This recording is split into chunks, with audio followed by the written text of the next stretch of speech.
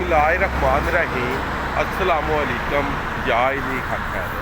उम्मीद करना जी सारे भरा ठीक हो ते अल्लाह ताला तुहानूं सारिਆਂ ਨੂੰ ठीक रखे जी। तो अज का विलॉग करने शुरू तो विलॉग जी सियालकोट टू खारियां मोटरवे करते जिस जगह तुम मैनूं वेख रहे हो पिछे मेरे यू मार्ट है सामने जी।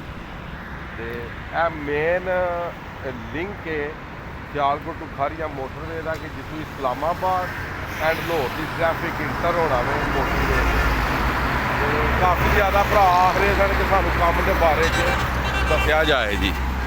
तो यह तुसीं सामने वेख सकते हो कि पिलर तैयार हो रहे हैं माशाअल्लाह सामने। ਉਹ ਤੁਸੀਂ ਮੇਨ ਤੇ ਵੀ ਤਿਆਰ ਵੇਖ ਸਕਦੇ ਹੋ ਕਿ ਕੰਮ ਬਿਲਕੁਲ ਤਿਆਰੀ ਦੇ ਵਿੱਚ ਹੈ। ਇਹ ਆ ਰਿਹਾ ਜੀ ਰੋਡ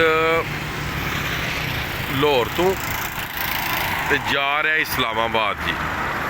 ਇੱਥੇ ਸਿਆਲਕੋਟ ਤੋਂ ਖਾਰੀਆਂ ਮੋਟਰਵੇ ਦਾ ਜਿਹੜਾ ਵੇ ਉਹ ਬਣੇਗਾ, ਜਿਹੜਾ ਕਿ ਲਿੰਕ ਜੀ ਜਿਹੜੀ ਟ੍ਰੈਫਿਕ ਜਿਹੜੀ ਇੰਟਰ ਹੋ ਜੇ ਕਰੇ ਦੀ ਸਿਆਲਕੋਟ ਤੋਂ ਖਾਰੀਆਂ ਮੋਟਰਵੇ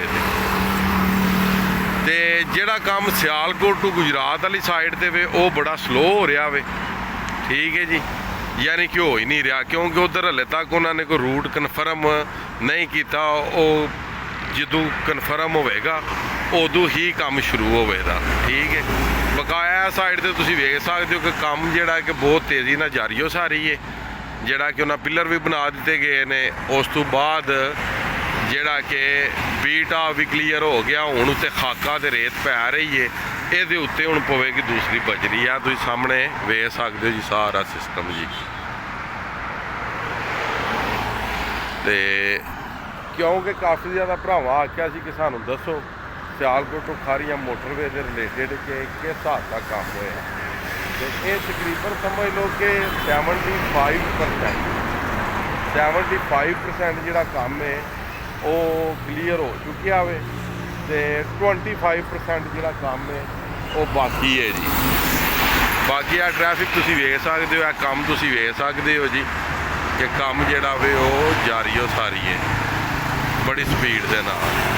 ਤੇ ਵੀਡੀਓ ਨੂੰ ਜ਼ਿਆਦਾ ਤੋਂ ਜ਼ਿਆਦਾ ਤੁਸੀਂ ਲਾਈਕ ਕਰਨਾ, ਸ਼ੇਅਰ ਕਰਨਾ, ਕਮੈਂਟ ਕਰਨਾ ਤਾਂ ਕਿ ਜਿੰਨੇ ਵੀ ਭਰਾ ਅਪਡੇਟ ਲੈਣਾ ਚਾਹ ਰਹੇ ਸਨ ਸਿਆਲਕੋਟ ਤੋਂ ਖਾਰੀਆਂ ਮੋਟਰਵੇ ਦੀ, ਤਾਂ ਕਿ ਤੁਹਾਨੂੰ ਸਾਰਿਆਂ ਭਰਾਵਾਂ ਨੂੰ ਅਪਡੇਟ ਜਿਹੜੀ ਹੈ ਉਹ ਉਹਨਾਂ ਨੂੰ ਮਿਲ ਜੇ ਜੀ। ਤੇ ਇਨਸ਼ਾਅੱਲਾ ਤਾਲਾ ਬਹੁਤ ਜਲਦ ਪੂਰੇ ਇਸ ਰੋਡ ਦਾ ਤੁਹਾਨੂੰ ਮੈਂ ਵਿਜ਼ਿਟ ਕਰਵਾਵਾਂਗਾ। ਫਿਲਹਾਲ ਤੇ ਅਸੀਂ ਬਿਸਮਿਲ੍ਲਾ ਚੌਕ ਦੇ ਵਿੱਚ ਜੀ ਖਲੋਤੇ। ਠੀਕ ਹੈ ਜੀ, ਬਿਸਮਿਲ੍ਲਾ ਚੌਕ ਖਾਰੀਆਂ ਜੀ।